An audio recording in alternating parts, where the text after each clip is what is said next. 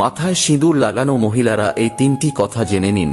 কথিত আছে মেয়েরা সিঁদুর লাগালে তাদের স্বামীর আয়ু বৃদ্ধি পায় এবং সংসার সুখের হয়। তবে ভুল করেও সিঁদুর লাগানোর সময় এই তিনটি কাজ করবেন না, না হলে হিতে বিপরীত হয়ে স্বামীর প্রাণ সংকট হতে পারে।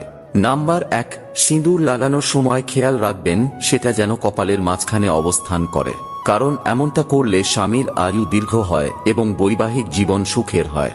নাম্বার 2, বিবাহিত মহিলাদের এই বিষয়ে বিশেষ যত্ন নেওয়া উচিত যে সিঁদুর লাগানোর সময় কখনো দাঁড়ানো অবস্থায় এটি লাগাবেন না, বরং আরাম করে বসেই সিঁদুর লাগানো উচিত। এছাড়াও সিঁদুর লাগানোর সময় আপনাকে অবশ্যই একটি টিপ পড়তে হবে।